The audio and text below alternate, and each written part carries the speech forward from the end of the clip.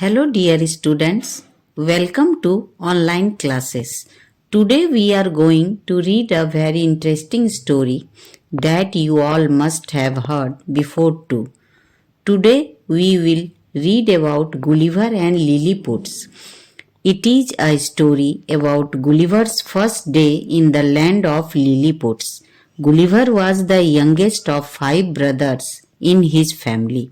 He had to leave the school at the age of 17 because his father could not afford to pay his school fee.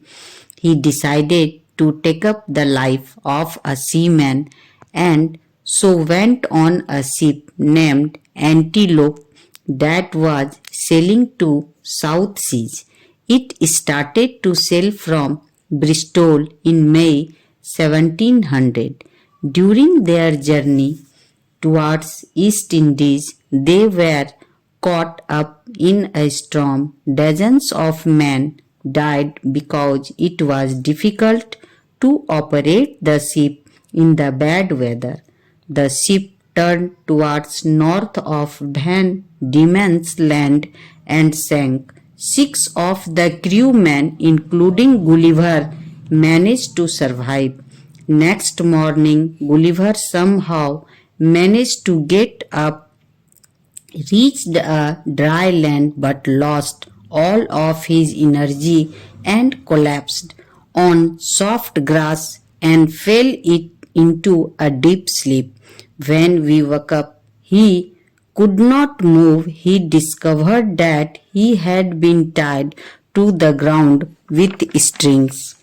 Suddenly, he felt something climbing his body and coming towards his face. He turned his eyes down and was amazed to see a teeny little man, not more than 6 inches and dressed as a soldier. More such 40 men climbed upon his face. These were the Lilliputs. Gulliver got frightened and screamed. The Lilliputs ran off in fright. They started jumping down from Gulliver's body and running. They were shouting too, but Gulliver could not understand their language. When Gulliver tried to get up, it hurt that his hair, legs, hands, all were tied to the ground. The little man started to shoot arrows towards Gulliver. The arrows were as small as pins for him, but he was afraid that they did not get penetrated into his eyes. So he covered his face with his hands.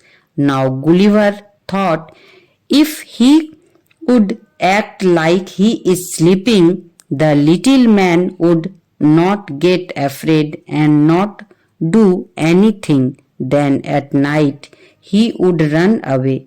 But to his surprise, as soon as he calmed down, the little man also stopped attacking him.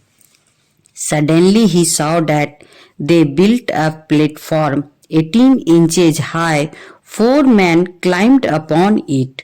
One of them was older and appeared to be the leader of them. He was wearing a beautiful cloak. The old man shouted something and the other came and cut the strings attached to Gulliver's hairs.